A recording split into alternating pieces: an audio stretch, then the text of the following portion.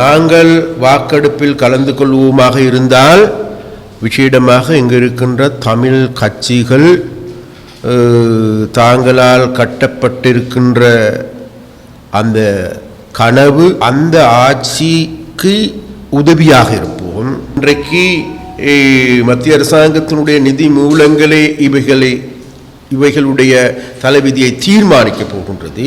நேற்றும் கூட யாழ் மாநகர சபைக்கு நாங்கள் ஏதாவது முடிவெடுக்க இருப்போமாக இருந்தால் ஆட்சி பீடத்தில் இருக்கின்ற தலைவர்கள் தலைமைத்துவங்கள் யார் எவர் என்ன விளையாட்டு விளையாண்டவர்கள் என்பது தெரியும். கடந்த காலங்கள் முழுவதுமே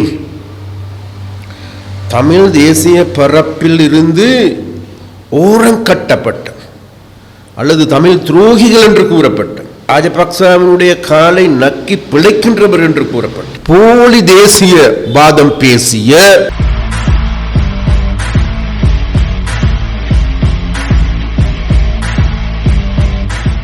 இன்று இந்த அவசரமான ஊடகவியலாளர் சந்திப்பை செய்வதற்கு முக்கியமான 2 காரணங்களை மக்களுக்கு தெளிவுபடுத்த வேண்டிய தேவை இருக்கின்றது. அந்த தேவையின் அடிப்படையில் விசேடமாக இப்பொழுது நாடு தழுவிய ரீதியாக உள்ளூராட்சி சபைகள் அமைக்கப்பட்டு வருகின்றது. அதே போன்று வடக்கிலும் சகல பிரதேச சபைகள் நகர சபைகளிலும் இந்த அதிகாரங்கள் அமைக்கப்பட்டு வருகின்றது. அப்போ அந்த வகையில் இந்த செயற்பாடுகளின் போது தேசிய மக்கள் சக்தியினுடைய நிலைப்பாடு விசேடமாக அது தென்னிலங்கையில் இருக்கின்ற நிலைப்பாடல்ல நாங்கள் இங்கு அதாவது வடக்கில் நாங்கள் கடைபிடிப்பது, கிழக்கில் கடைபிடிக்கின்ற நிலைமைகள் அல்ல வடக்கில் இருக்கின்றது. அப்போ அந்த வகையில் இது நாள் வரைக்கும் நமக்கு நியமிக்கப்பட்டிருக்கின்ற சபைகளில் நாங்கள் நடுநிலை வகித்திருக்கின்றோம். இந்த வாக்கெடுப்பில் நாங்கள் கலந்து கொள்ளவில்லை. நாங்கள் வாக்கெடுப்பில் கலந்து கொள்வோமாக இருந்தால் விசேடமாக இங்கு இருக்கின்ற தமிழ் கட்சிகள் தாங்களால் கட்டப்பட்டிருக்கின்ற அந்த கனவு சிதைக்கப்படும். அது மனக்கோட்டை வெறும் மண்கோட்டையாக மாறிவிடும் என்பதை நாங்கள் சொல்லி வைக்க விரும்புகிறோம். அப்போ அந்த வகையில் முதலாவதாக எங்களுடைய அரசாங்கத்தினுடைய தீர்மானம் இங்கு யார் எவர் ஆட்சி அமைத்தாலும் பரவாயில்லை, நாங்கள் அந்த ஆட்சிக்கு உதவியாக இருப்போம்.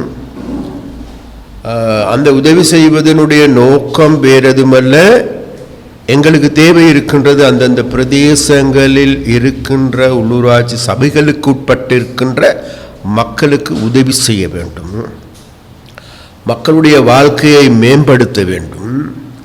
அந்த உள்ளூராட்சி சபைகளுக்கு அந்த சபை மூலமாக கிடைக்கின்ற மானியங்கள் உதவிகளை சரிவர சென்றடைய வேண்டும். அதே போன்று மத்திய அரசாங்கத்தின் கீழ் கிடைக்கின்ற நிதி மூலங்களை சரியான முறையில் திட்டமிட்டு முகாமைத்துவம் செய்ய வேண்டும். அந்த செயற்பாடுகளை முன்னெடுப்பதற்கு தேசிய மக்கள் சக்தியினுடைய உறுப்பினர்கள் கடுமையாக உழைப்பார்கள் என்பதை இந்த இடத்தில் நாங்கள் கூறிக்கொள்ள விரும்புகிறோம். அப்போ அதனால் இன்றைக்கு யாராவது இங்கு இருக்கின்ற ஆட்சி பீடத்துக்கு வருகின்ற அதாவது இதில் மக்களுக்கு முரணான செயற்பாடுகள் முன்னெடுக்கப்படுமாக இருந்தால் மீண்டும் இதன் மூலமாக லஞ்ச ஊழல் கமிஷன் போன்றவைகள் நேரடியாகவோ மறைமுகமாகவோ செயற்படுமாக இருந்தால் நிச்சயமாக அவைகளை தடுத்து நிறுத்துவதற்கு ஏதுவான நடவடிக்கைகளை நாங்கள் எடுப்போம் என்பதை இந்த இடத்தில் நாங்கள் கூறிக்கொள்ள விரும்புகிறோம். அந்த வகையில் யாருடைய கட்டுப்பாட்டின் கீழ் இயங்கினாலும் பொதுவாகவே இது எங்களுடைய அரசாங்கம், இது எங்களுடைய உள்ளூராட்சி சபைகள், இந்த சபைகள் அனைத்தையும் இன்றைக்கு மத்திய அரசாங்கத்தினுடைய நிதி மூலங்களே இவைகளுடைய தலைவிதியை தீர்மானிக்கப் போகின்றது. அதனால் விசேடமாக அதிலும் கூட நாங்கள் வடக்கில் யாழ்ப்பாணம் மாவட்டத்தில் எல்லா பிரதேச சபைகளையும் பிரதிநிதித்துவம் செய்கின்ற பிரதிநிதிகளை கொண்டிருக்கின்ற கட்சி அதே போன்ற ஒரு சில இடங்களில் ஒரு தீர்மானகரமான சக்தி. நேற்றும் கூட யாழ் மாநகர சபைக்கு நாங்கள் ஏதாவது முடிவெடுக்க இருப்போமாக இருந்தால், யாருக்காவது ஆதரவளிக்க வேண்டும் அல்லது இன்னொருவருடைய காலை பிடித்து இழுத்துவிட்டு அவரை தரையில் வீழ்த்த வேண்டும் என்று எண்ணம், அந்த வகையான எண்ணங்கள், கீழ்த்தரமான எண்ணங்கள் எங்களுக்கு இருந்திருக்குமாக இருந்தால், அரசியலை சாக்கடையாக மாற்றுகின்ற எண்ணங்கள் எங்களுக்கு இருந்திருக்குமாக இருந்திருந்தால், நேற்று மேயராக தெரிவு செய்யப்பட்டவர்கள் மேயர் அல்ல, நாங்கள் தான் தீர்மானகரமான சக்திகளாக இருந்தோம். ஆனாலும் கூட நாங்கள் அந்த வகையான சித்து விளையாட்டுக்களை, மக்களை ஏமாற்றுகின்ற விளையாட்டுக்களை, மக்களுக்கான போலியான வாக்குறுதிகளை வழங்குகின்ற கட்சியல்ல அரசாங்கம் இல்லை என்பதை இன்றைக்கு மேலும் நாங்கள் நிரூபித்திருக்கின்றோம். அந்த வகையில் எங்களுக்கு வாக்களித்த, எங்களுடைய நேர்மையாக செயற்படுவதற்கு எங்களுக்கு வாக்களித்து எங்களை வரவேற்று எங்களுடைய மனசாட்சியை திறந்து வைத்திருக்கின்ற எங்களுடைய யாழ் மாவட்ட வாக்காளர்களுக்கு, யாழ் மாவட்ட மக்களுக்கு மீண்டும் மீண்டும் எங்களுடைய நன்றியை நாங்கள் தெரிவித்துக் கொள்கிறோம். மக்களுக்கு இன்றைக்கு நன்றாக தெரியும், இன்றைக்கு இந்த ஆட்சி பீடத்தில் இருக்கின்ற தலைவர்கள், தலைமைத்துவங்கள் யார் எவர் என்ன விளையாட்டு விளையாண்டவர்கள் என்பது தெரியும். அந்த வகையில் இன்றைக்கு எங்களுக்கு எல்லோருக்குமே தெரியும், கடந்த காலங்கள் முழுவதுமே தமிழ் தேசிய பரப்பில் இருந்து ஓரங்கட்டப்பட்ட அல்லது தமிழ் துரோகிகள் என்று கூறப்பட்ட, அவர் ராஜபக்சாக்களுடைய அடிவருடிகள் என்று கூறப்பட்ட, அவர் ராஜபக்சாவினுடைய காலை நக்கி பிழைக்கின்றவர் என்று கூறப்பட்ட, முள்ளிவாய்க்காலில் முடிந்த 1,00,000க்கு அதிகமான உயிர்களுக்கு பதில் சொல்ல வேண்டும் என்று கூறப்பட்ட, அன்றைய காலகட்டங்களில் அமைச்சரவையில் அங்கத்தவராக இருந்து இங்கிருக்கின்ற இளைஞர்கள், யுவதிகள், ஊடகவியலாளர்கள் கடத்தப்படுவதற்கு காரணமாக இருந்ததாக கூறப்பட்ட, மக்களுடைய அராஜகத்தை கட்டவிழ்த்து விட்டவர் என குற்றம் சாட்டப்பட்டவர்களோடு இன்றைக்கு ஒன்றாக கூடி குழாவிக் கொண்டிருக்கின்ற நிலைமை இருக்கின்றது. அப்ப இந்த நிலைமையை இன்றைக்கு மக்கள் நன்கு புரிந்திருக்கின்றார்கள், தெரிந்திருக்கின்றார்கள். அதனால் இன்றைக்கு மக்களுடைய கருத்துக்கள் எடுத்து நாங்கள் பார்க்கின்ற பொழுது, இவர்கள் ஆட்சி பீடத்திற்கு, அதிகாரத்திற்கு வந்திருப்பது மக்களுடைய தேவைகளை பூர்த்தி செய்வதற்கு அல்ல, தாங்களுடைய தனிப்பட்ட இருப்பினை தக்க வைத்துக் கொள்வதற்காக, தாங்களுடைய இந்த காமாளித்தனமான அரசியலை முன்னெடுப்பதற்காக. மீண்டும் நாங்கள் சொல்லுகின்றோம், இந்த சாக்கடையில் இருக்கின்ற அசிங்கமான அரசியலை முன்னெடுக்கின்ற, மக்களுக்கு போலியான வாக்குறுதிகளை வழங்கிய, கடந்த காலங்கள் முழுவதுமே ராஜபக்சாக்கள் இனவாதிகள், சஜித்கள் இனவாதிகள், அவருடைய அப்பன் இனவாதி, மாமன் இனவாதி என்று அவர்களை பறைசாற்றிய, எந்த வெட்கக்கேடு ரோசம் மானம் இல்லாது இன்றைக்கு அவர்களோடு அணி திரண்டு கொண்டிருக்கின்றார்கள் என்பதை மீண்டும் மக்களுக்கு நாங்கள் அறிவுறுத்த விரும்புகின்றோம். இப்படியான நபர்கள் தான் கடந்த காலங்களில் தேர்தலுக்கு முன்னர் எங்களை பார்த்து, தேசிய மக்கள் சக்தியை பார்த்து கூறினார்கள், இனவாத கட்சி, மக்களுக்கு எதிரான கட்சி, வாக்களிக்க வேண்டாம். இன்றைக்கு மக்களை கடந்த காலங்களில் கொலை செய்தவர்களோடு, மக்களோடு பூண்டோடு அழித்தவர்களோடு குழாவிக் கொண்டிருக்கின்ற நபர்களாக மாறி இருக்கின்றார்கள். அதனால் இவர்களுடைய முகத்திரை இன்றைக்கு கிழித்தெறியப்பட்டிருக்கின்றது. இதை மக்கள் நன்கு ஆழமாக கண்களை திறந்து பார்க்கின்றார்கள். அந்த வகையில் போலி தேசிய வாதம் பேசிய, போலியான தமிழ் இனவாதத்தை பேசிய, தமிழ் மக்களுடைய விமோசனத்தை பற்றி பேசிய இவர்கள் தமிழ் மக்களுடைய விமோசகர்கள் அல்ல. தமிழ் மக்களை மேலும் நாசம் செய்கின்ற, தமிழ் மக்களை மேலும் தமிழ் மக்களுடைய இருப்புக்களை கேள்விக்குறியாக்குகின்ற நபர்களோடு கூட்டு சேர்ந்திருக்கின்ற காவாலித்தனமான அரசியலை முன்னெடுக்கின்ற நபர்கள் என்பதை இந்த இடத்தில் நாங்கள் சுட்டுக்கொள்ள வேண்டும். மூன்றாவது விடயமாக, இந்த நிலைமைகள் இங்கு மாத்திரமல்ல, தென்னிலங்கை இன்றைக்கு நாங்கள் பார்க்கின்ற போது கடந்த காலங்கள் முழுவதுமே ராஜபக்சாக்கள் திருடர்கள், பாராளுமன்றத்தில் ரணில் விக்ரமசிங்கே என்ன சொன்னார்? யார் திருடன்? ராஜபக்சா திருடன். யார் திருடன்? பசில் திருடன், கோட்டா திருடன் என்று பாராளுமன்றத்திலேயே முழங்கியவர். அது மாத்திர கடந்த காலங்களில் இந்த நாட்டில் இந்த லஞ்ச ஊழல் மோசடியுடைய பிதாக்கள் யார் என்றால் வேறு யாருமல்ல, ராஜபக்சா.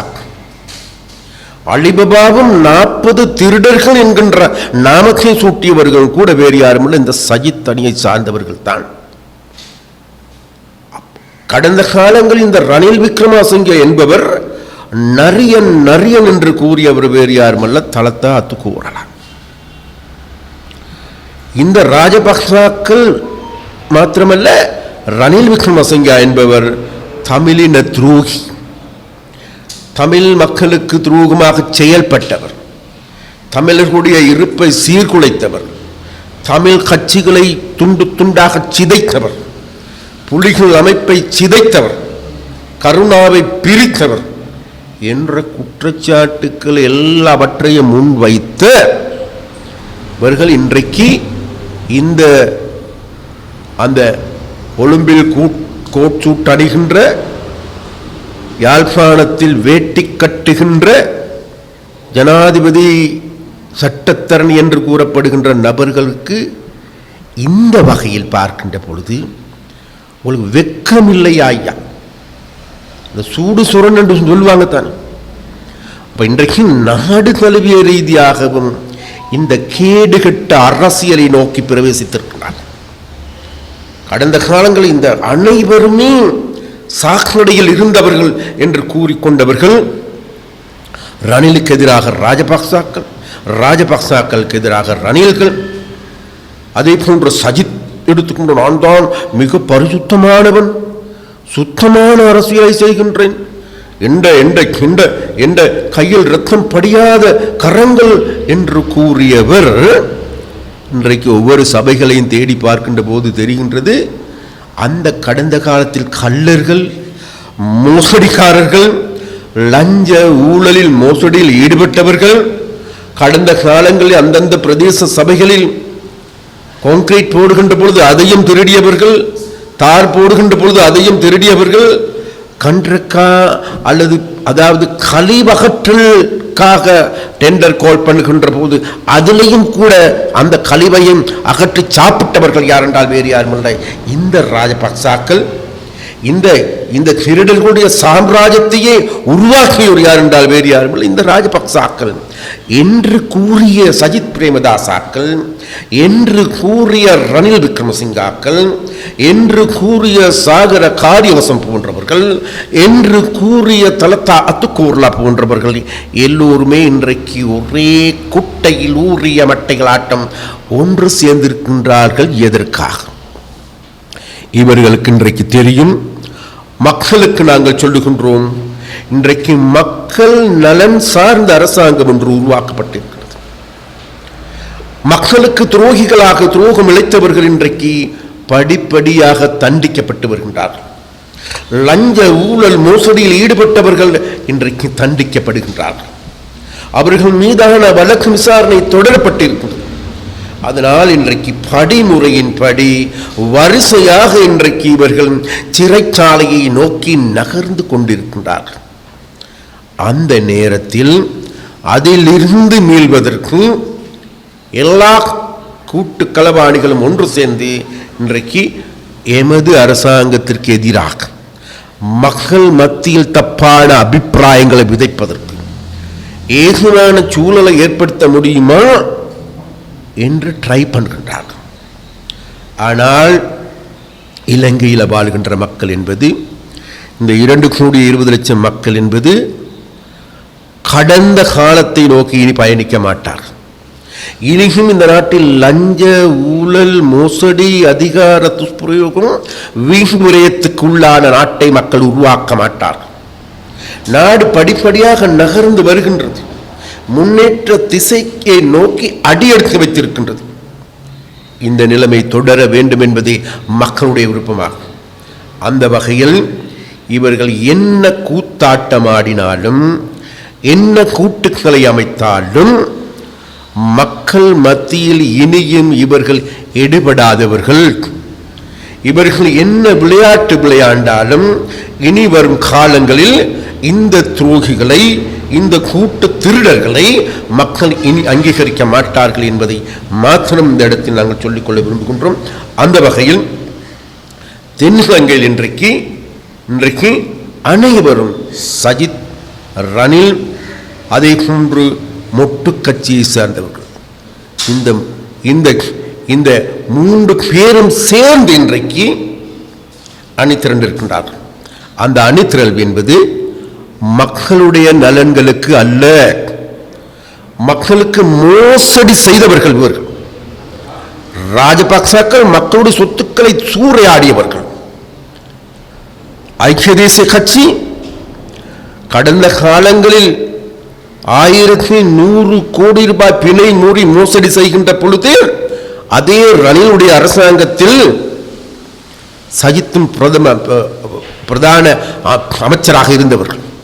அந்த வகையில் இந்த நாட்டில் மோசடிகளினுடைய மும்மூர்த்திகள் என்றால் வேறு யாருமல்ல இந்த 3 பேருமாகும். அதனால் அந்த முக்கூட்டணியையும் மக்கள் இன்றைக்கு தெளிவாக விளங்கி இருக்கின்றார்கள், புரிந்திருக்கின்றார்கள். அதனால் அதன் அடிப்படையில் மக்களிடம் மீண்டும் கேட்டுக்கொள்வது, இந்த வகையான சித்து விளையாட்டுக்களை கட்டி ஏமாற வேண்டாம். அரசாங்கம் எங்களுடைய அரசாங்கம், எதிர்காலத்தில் எங்களால் முன்னெடுக்கப்படுகின்ற அனைத்து அபிவிருத்தி வேலை திட்டங்களும் தொடரும். அது மக்களுக்கானது. இவர்கள் போன்று மக்களுக்கு துரோகம் செய்கின்ற கூட்டல்ல, தொடர்ந்து மக்களோடு இருந்து மக்களுக்காக குரல் கொடுக்கின்ற அமைப்பாக இன்றைக்கு தேசிய மக்கள் சக்தியை முன்னிலை வகிக்கின்றது.